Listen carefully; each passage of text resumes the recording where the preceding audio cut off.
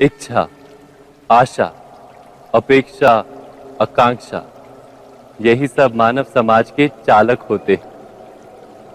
नहीं, यदि कोई आपसे पूछे कि आप कौन हैं, तो आपका उत्तर क्या होगा? विचार कीजिए।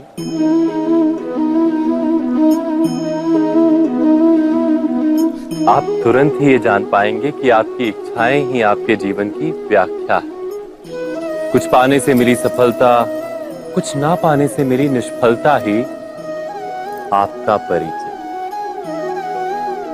अधिकतर लोग ऐसे जीते हैं कि स्वयं भीतर से मरते रहते हैं, किंतु अपनी इच्छाओं को नहीं मार पाते।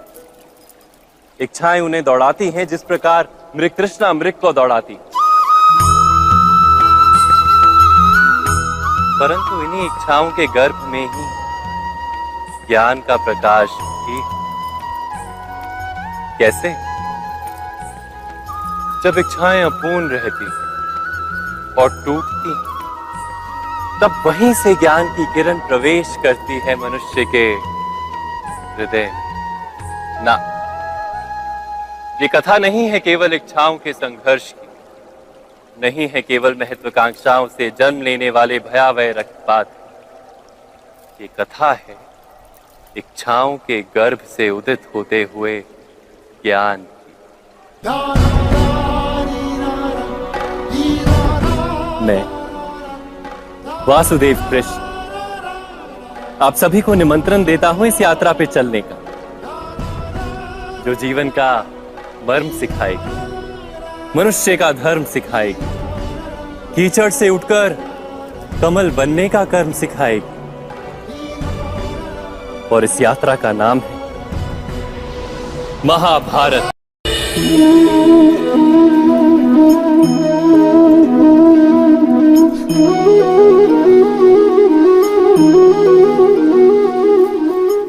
संतानों के भविष्य को सुख से भरने का प्रयत्न करना, यही हर माता पिता का प्रथम कर्तव्य होता है, जिन्हें आप इस संसार में लाए और जिनके कर्मों से ये जगत आपका भी परिचय पाएगा भविष्य में।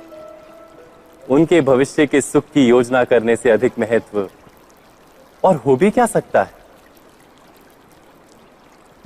किंतु सुख और सुरक्षा, क्या ये मनुष्य के कर्मों से प्राप्त नहीं होते?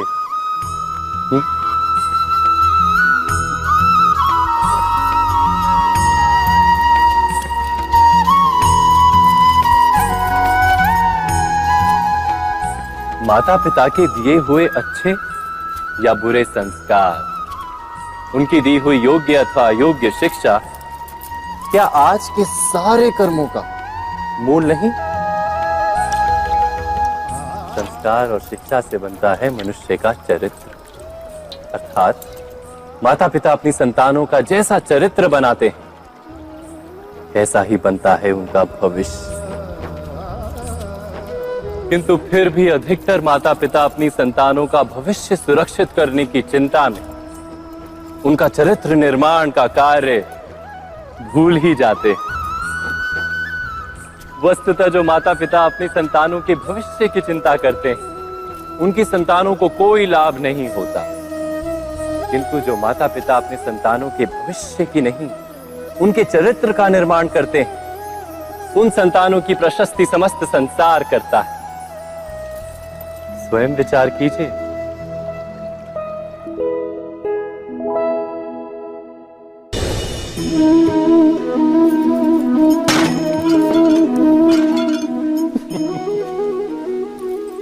कभी कभी कोई घटना मनुष्य के जीवन की सारी योजनाओं को तोड़ देती और मनुष्य उस आघात को अपने जीवन का केंद्र मान लेता।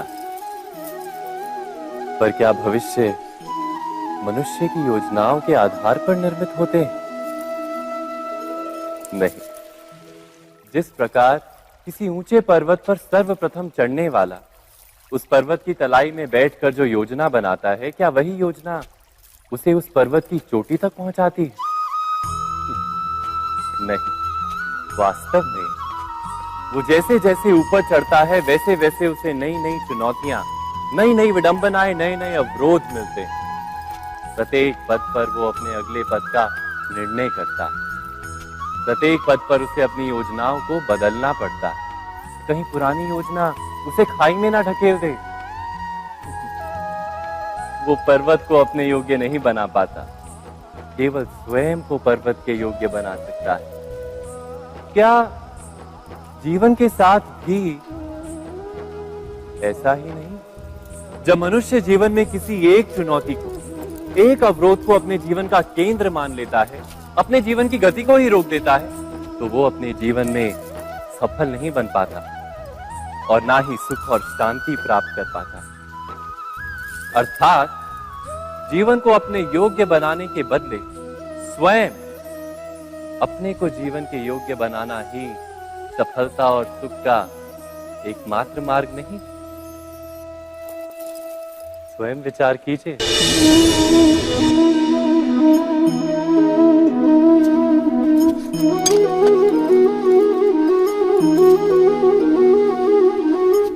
भविष्य का दूसरा नाम है संघर्ष।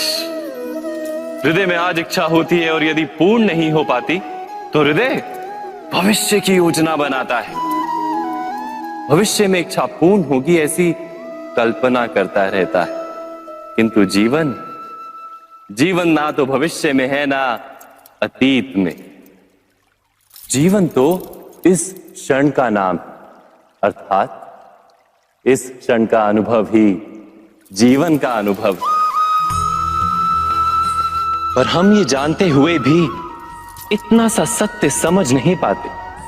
या तो हम बीते हुए समय के स्मरणों को घेर कर बैठे रहते हैं, या फिर आने वाले समय के लिए हम योजनाएं बनाते रहते हैं और जीवन जीवन बीत जाता है। एक सत्य यदि हम हृदय में उतार लें कि ना हम भविष्य देख सकते हैं, ना ही भविष्य निर्मित कर सकते हैं, हम तो केवल धैर्य और साहस के साथ भविष्य को आलिंगन दे सकते हैं, स्वागत कर सकते हैं भविष्य का। तो क्या जीवन का हर पल जीवन से नहीं भर जाएगा? स्वयं विचार कीजिए। पूर्वजों की इच्छा, आशा, महत्वाकांक्षा, क्रोध, बैर, प्रतिशोध, यही सब आने वाली पीढ़ी की धरोहर बनते हैं। माता पिता अपनी संतानों को देना तो चाहते हैं समस्त विश्व का सुख, पर देते हैं अपनी पीड़ाओं की संपत्ति। देना चाहते हैं अमृत, पर साथ ही साथ विष का घड़ा भी भर देते हैं। आप विचार कीजिए, आपने अपनी संतानों को क्या दिया आज तक? अवश्य प्रेम, ज्ञान, संपत्ति आदि दिए, पर क्या साथ ही साथ उनके मन को मैल से भर देने वाले पूर्व ग्रह नहीं दिए? अच्छे बुरे की पूर्व निर्धारित व्याख्याएं नहीं दी? व्यक्ति का व्यक्ति के साथ, समाजों का समाजों के साथ, राष्ट्र का राष्ट्र के साथ संघर्ष क्या इन्हीं पूर्व ग्रहों से निर्मित नहीं होते? हत्या, मृत्यु, रक्तपात क्या इन्हीं पूर्व ग्रहों से नहीं जन्मते? अर्थात माता पिता अपनी संतानों को जन्म के साथ मृत्यु का दान भी देते हैं। प्रेम के प्रकाश के साथ साथ घृणा का अंधकार भी देते हैं, और अंधकार मन का, हृदय का हो या वास्तविक हो, उससे केवल भय प्राप्त होता है। केवल भय। स्वयं विचार कीजिए।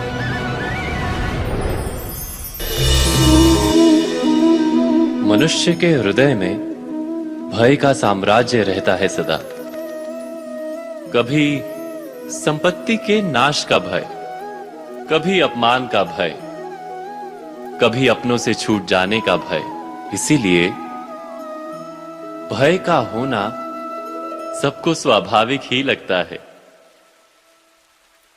क्या कभी विचार किया है, जो स्थिति अथवा वस्तु भय को जन्म देती है, क्या वहीं से वास्तव में दुख आता है? नहीं, ऐसा तो कोई नियम नहीं। और सबका अनुभव तो यह बताता है कि भय धारण करने से भविष्य के दुख का निवारण नहीं होता। भय केवल आने वाले दुख की कल्पना मात्र ही है। वास्तविकता से इसका कोई संबंध नहीं है। तो क्या ये जानते हुए भी कि भय कुछ और नहीं, केवल कल्पना मात्र ही है, इससे मुक्त होकर निर्भय बन पाना क्या बहुत कठिन है? अवश्य विचार कीजिएगा।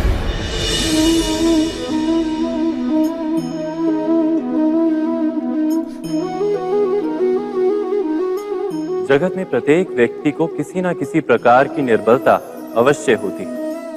जैसे कोई बहुत तेजी से दौड़ नहीं पाता तो कोई अधिक भार नहीं उठा पाता, कोई असाध्य रोग से पीड़ित रहता है तो कोई पढ़े हुए पाठों को स्मरण में नहीं रख पाता। ऐसे अनेकों उदाहरण और भी हैं। क्या आप किसी ऐसे व्यक्ति को जानते हैं जिसे सब कुछ प्राप्त हो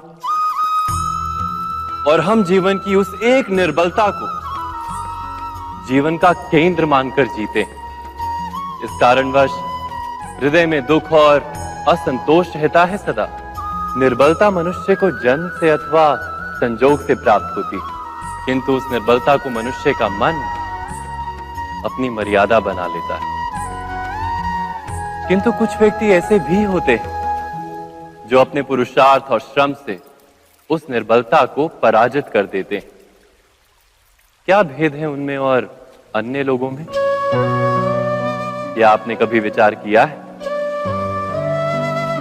सरल सा उत्तर है इसका। जो व्यक्ति निर्बलता से पराजित नहीं होता, जो पुरुषार्थ करने का साहस रखता है हृदय में, वो निर्बलता को पार कर जाता है। अर्थात निर्बलता अवश्य ईश्वर देता है, किंतु मर्यादा मनुष्य का मन ही निर्मित करता है। स्वयं विचार कीजिए।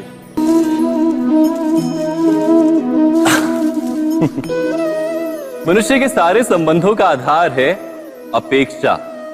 पति कैसा हो जो मेरा जीवन सुख और सुविधा से भर दे? पत्नी कैसी हो जो सदैव मेरे प्रति समर्पित रहे? संतान कैसी हो जो मेरी सेवा करे, मेरा आदेश माने?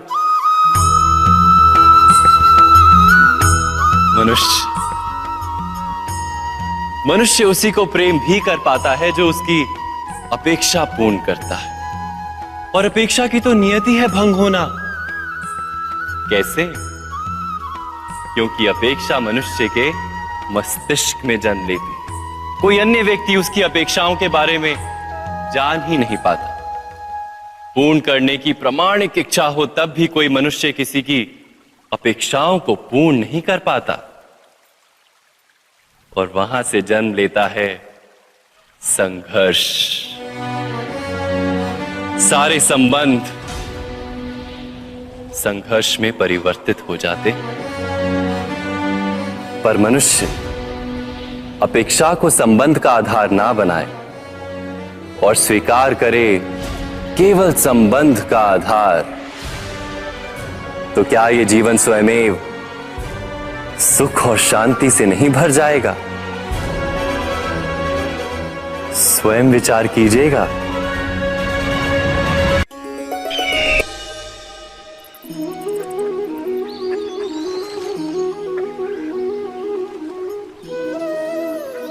समय के आरंभ से ही मनुष्य को एक प्रश्न सदा पीड़ा देता है कि वो अपने संबंधों में अधिकतम सुख और कम से कम दुख किस प्रकार प्राप्त कर सकता है। क्या आपके सारे संबंधों ने आपको संपूर्ण संतोष दिया है? विचार कीजिए। हमारा जीवन संबंधों पर आधारित है। हमारी सुरक्षा संबंधों पर आधारित है। इसी कारण हमारे जीवन के सारे सुखों का आधार भी संबंध है। किंतु फिर भी हमें संबंधों में ही अधिकतर दुख क्यों प्राप्त होते हैं? सदा ही संघर्ष भी संबंधों से ही उत्पन्न क्यों हो जाते हैं? कभी विचार किया है? जब कोई व्यक्ति किसी अन्य व्यक्ति के विचार अथवा कार्य को स्वीकार नहीं करता, उसमें परिवर्तन करने का प्रयत्न करता है, तो संघर्ष जन्म लेता है। अर्थात जितना अधिक अस्वीकार उतना ही अधिक संघर्ष, और जितना अधिक स्वीकार उतना ही अधिक सुख। क्या ये वास्तविकता नहीं? यदि मनुष्य स्वयं अपनी अपेक्षाओं पर अंकुश रखे, अपने विचारों को परखे, किसी अन्य व्यक्ति में परिवर्तन करने का प्रयत्न ना कर स्वयं अपने भीतर परिवर्तन करने का प्रयास करे, तो क्या संबंधों में संतोष प्राप्त करना इतना कठिन? अर्थात क्या स्वीकार ही संबंध का वास्तविक अर्थ नहीं? स्वयं विचार कीजिए।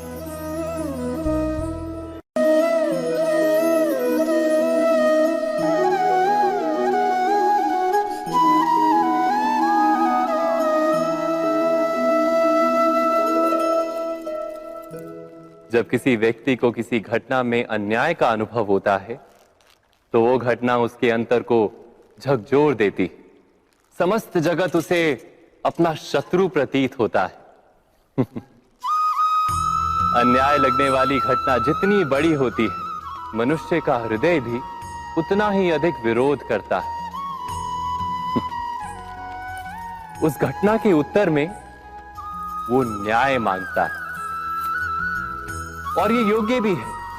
वास्तव में समाज में किसी भी प्रकार का अन्याय व्यक्ति की आस्था और विश्वास का नाश है। किंतु ये न्याय क्या है? न्याय का अर्थ क्या है? अन्याय करने वाले को अपने कार्य पर पश्चाताप हो, और अन्याय भुगतने वाले के मन में फिर से विश्वास जगे समाज के प्रति। इतना ही अर्थ है ना न्याय का। किंतु जिसके हृदय में धर्म नहीं होता, वो न्याय को छोड़कर बैर और प्रतिशोध को अपनाता है। हिंसा के बदले प्रतिहिंसा की भावना लेकर चलता है।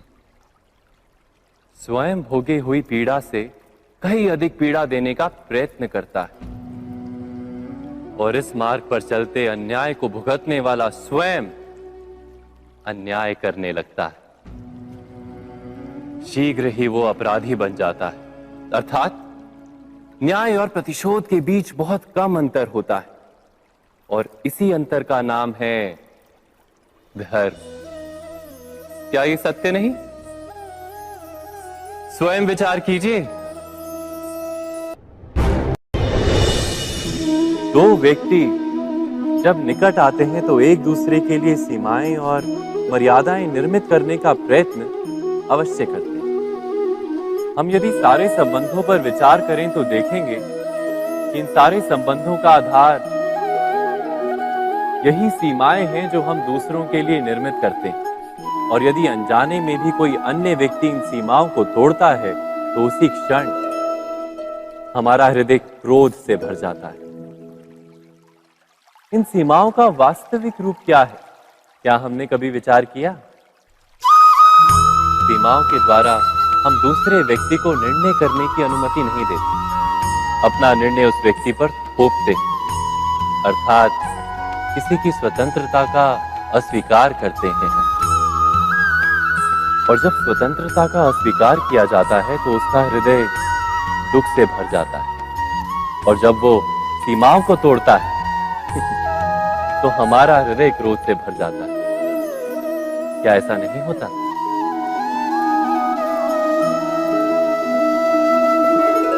पर यदि एक दूसरे की स्वतंत्रता का सम्मान किया जाए तो किसी मर्यादाओं या सीमाओं की आवश्यकता ही नहीं होती। अर्थात जिस प्रकार स्वीकार किसी संबंध का देह है, क्या वैसे ही स्वतंत्रता किसी संबंध की आत्मा नहीं? स्वयं विचार कीजिए।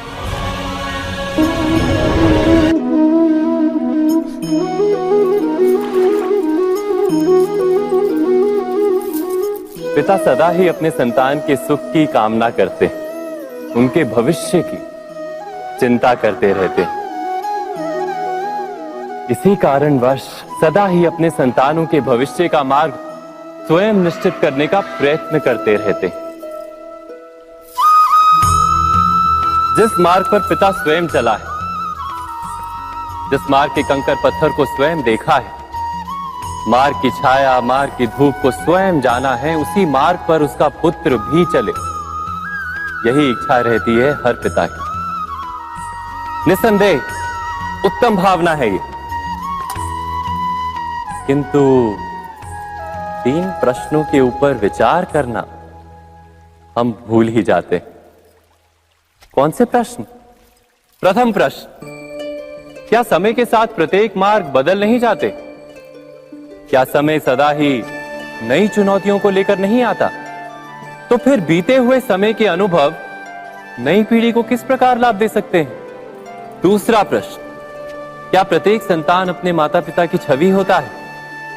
हाँ, संतानों को संस्कार तो अवश्य माता पिता देते हैं, किंतु भीतर की क्षमता तो ईश्वर देते हैं। तो जिस मार्ग पर पिता को सफलता मिली है, विश्वास है कि उसी मार्ग पर उसकी संतानों को भी सफलता और सुख प्राप्त होगा। तीसरा प्रश्न, क्या जीवन के संघर्ष और चुनौतियां लाभकारी नहीं होती?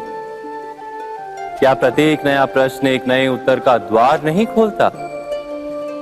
तो फिर संतानों को नए नए प्रश्नों, संघर्षों और चुनौतियों से दूर रखना, ये उनके लिए लाभ करना कहलाएगा या हानि पहुंचाना? अर्थात जिस प्रकार संतान के भविष्य का निर्माण करने के बदले उसके चरित्र का निर्माण करना श्रेष्ठ है, वैसे ही संतानों के जीवन का मार्ग निश्चित करने के बदले उन्हें नए संघर्षों के साथ जूझने के लिए मनोबल व ज्ञान देना अधिक लाभदायक नहीं होगा? स्वयं विचार कीजिए।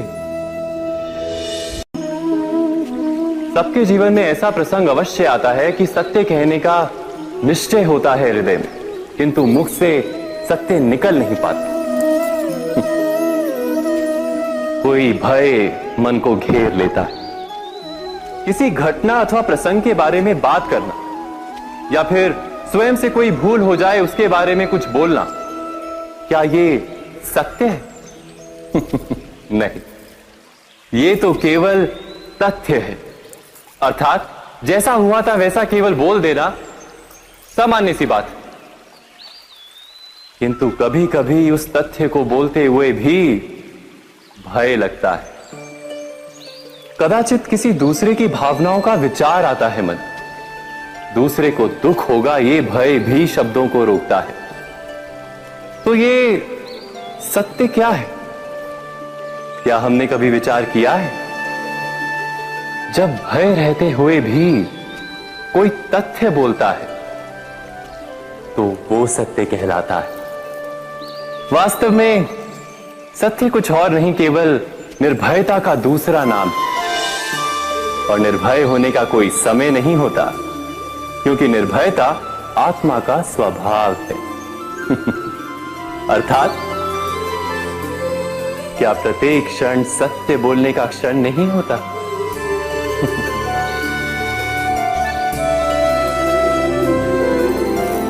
स्वयं विचार कीजिए। जब भी किसी की आशा और इच्छा भंग होती है तो उसका हृदय क्रोध से भर जाता है। जिस व्यक्ति को वो अपना अपराधी समझता है उसे दंड देने का प्रयत्न करता है। पर क्या हमारी इच्छा या आशा का भंग होना क्या सदा ही किसी का अपराध होता है? इच्छाओं के अपूर्ण रहने के तो कई कारण हो सकते हैं। कुछ तो संजोग के कारण अधूरी रह जाती हैं और कुछ नियति के कारण। और कभी कभी इच्छाओं का स्वरूप ही ऐसा होता है कि वो पूर्ण नहीं हो पाती। बिना परिस्थिति पर विचार किए किसी को अपराधी मान लेना न्याय नहीं, प्रतिशोध है। न्याय का आधार तो दया है, करुणा है, और प्रतिशोध का आधार क्रोध, अहंकार। अर्थात हृदय में करुणा धारण किए बिना किसी के अपराध के विषय में विचार करना, किसी को दंड देना क्या अपने आप में ही अन्याय नहीं? स्वयं विचार कीजिए।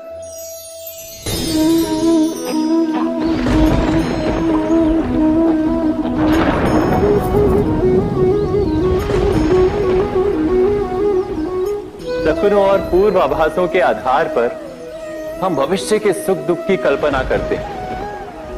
भविष्य के दुख का कारण दूर करने के लिए हम आज योजना बनाते हैं, किंतु कल के संकट को आज निर्मूल करने से हमें लाभ मिलता है या हानि पहुंचती है? ये प्रश्न हम कभी नहीं करते।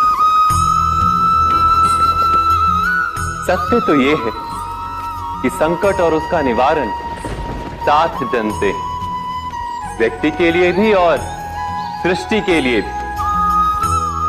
नहीं, आप अपने भूतकाल का स्मरण कीजिए, इतिहास को देखिए। आप तुरंत ही ये जान पाएंगे कि जब जब संकट आता है तब तब उसका निवारण करने वाली शक्ति भी जन्म लेती है।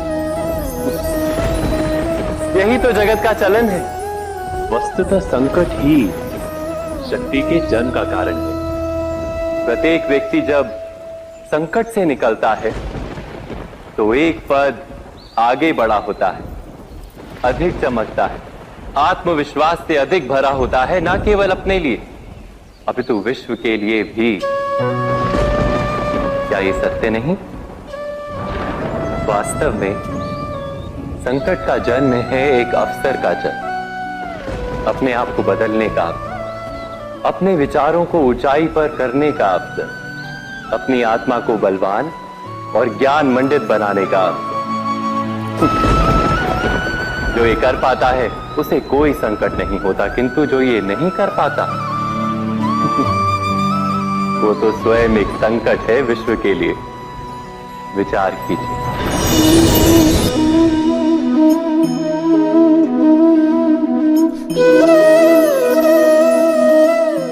परंपरा में धर्म बसता है और परंपराएं ही धर्म को संभालने का कार्य करती हैं, ये सत्य है।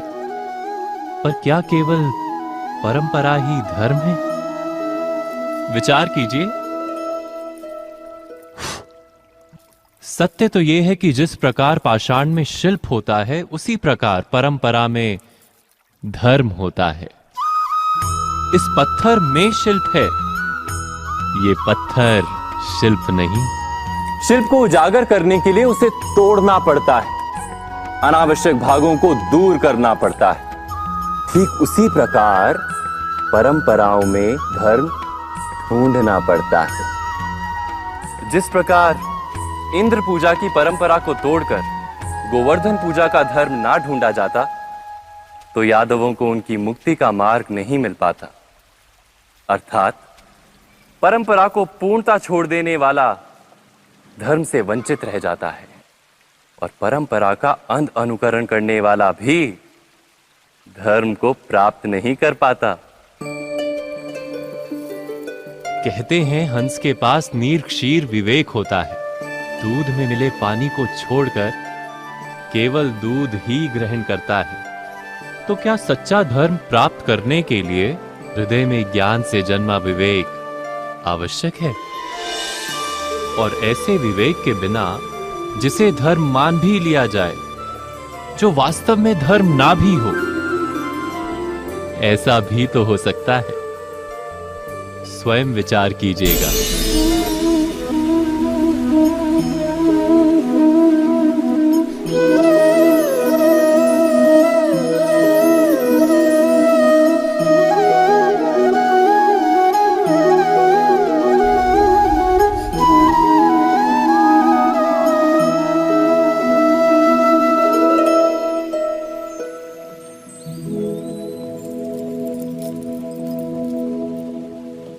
भविष्य के आधार पर सब आज का निर्णय लेना चाहते हैं।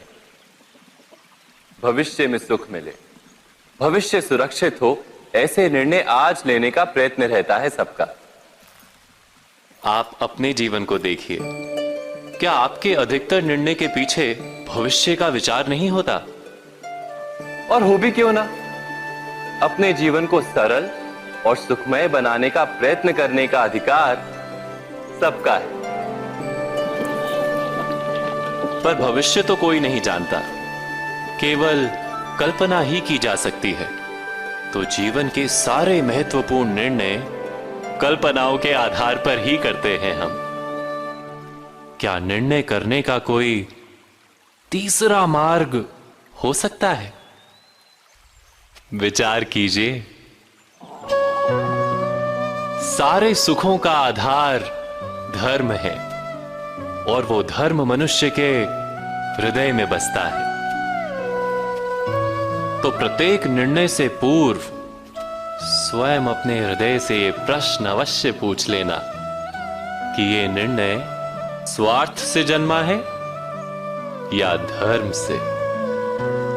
क्या इतना पर्याप्त नहीं? भविष्य के बदले धर्म का विचार करने से क्या भविष्य अधिक सुखपूर्ण नहीं होगा?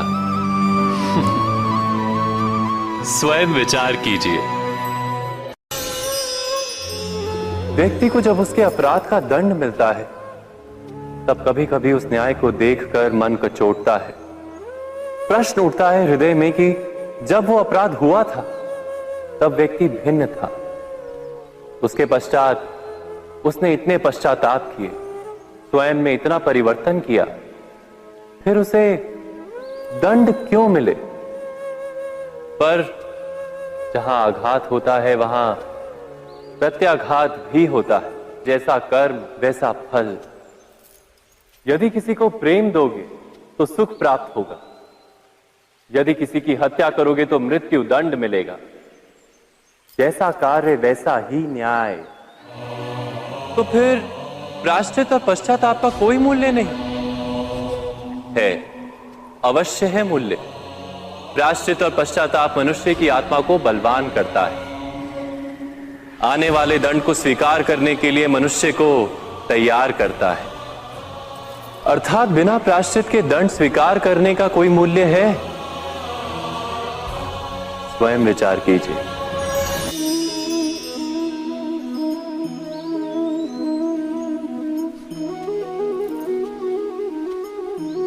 जब अपने किसी अच्छे कार्य के उत्तर में दुख प्राप्त होता है अथवा किसी को उसके दुष्ट कार्य में सुख मिलता है तो मन अवश्य ये विचार करता है कि अच्छा कार्य करने का, धर्म के मार्ग पर चलने का तात्पर्य क्या है।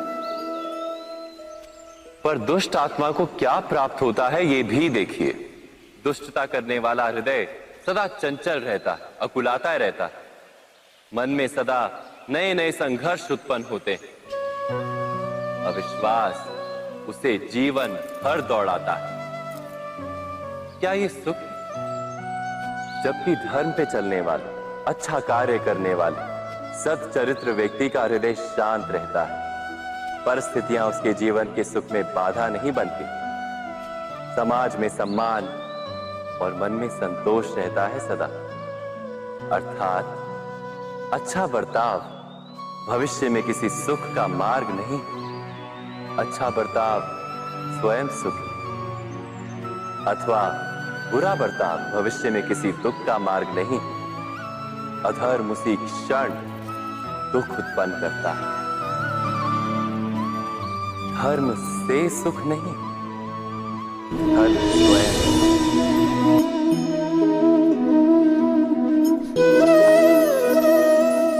सत्ता की लालसा सबके हृदय को घेरे रहती है। प्रत्येक व्यक्ति अपना एक राष्ट्र निर्मित करने का प्रयत्न अवश्य करता है। फिर वो राष्ट्र कुरु राष्ट्र की भांति बहुत बड़ा हो या फिर अपने परिवार तक सीमित हो, वो सत्ता प्राप्त करने का प्रयास अवश्य करता है। किंतु सत्ता का वास्तविक रूप क्या है? क्या हमने कभी विचार किया है? एक मनुष्य जितने अधिक लोगों के जीवन को प्रभावित कर सके, जितने अधिक लोगों के जीवन की स्वतंत्रता पर अंकुश रख सके, उतनी ही अधिक सत्ता का अनुभव करता है। वो सत्ता का वास्तविक रूप ही है अन्य के जीवन पर स्वयं का प्रभाव। किंतु क्या वास्तविक प्रभाव प्रेम, दया, करुणा और धर्म से निर्मित नहीं होता। जब भी मनुष्य कठोरता और अधर्म से सत्ता प्राप्त करने का प्रयत्न करता है, तब वो दूसरों के हृदय में विरोध अथवा विद्रोह को जन्म देता है। और परिणाम कुछ इस प्रकार। हां, कुछ समय के लिए वो स्वयं को प्रभावी और शक्तिशाली अवश्य पाता है, किंतु वो वास्तविक सत्ता नहीं। यही कारण है कि भृगु और वशिष्ठ जैसे ऋषियों की आज भी पूजा की जाती है, रावण और हिरण्यकश्यप की नहीं। इस पर तो आप विचार अवश्य करें। सत्य कहा ना।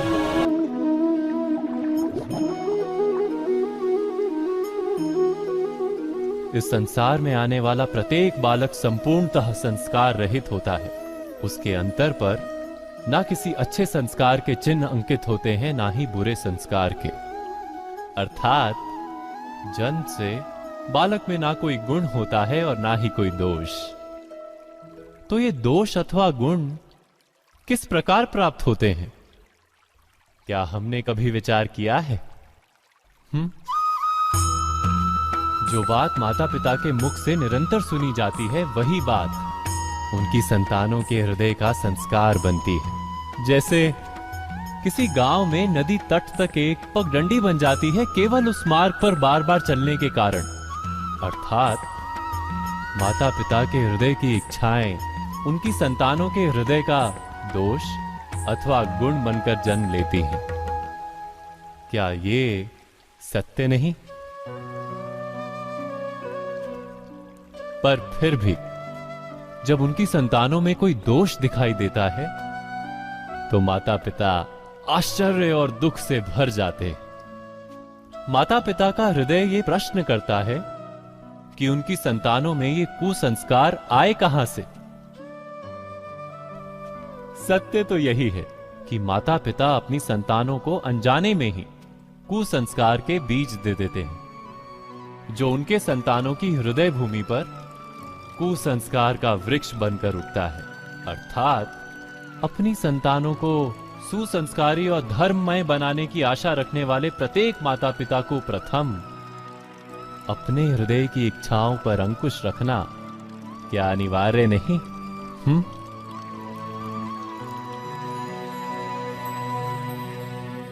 प्रत्येक माता पिता इस पर विचार अवश्य कीजिएगा।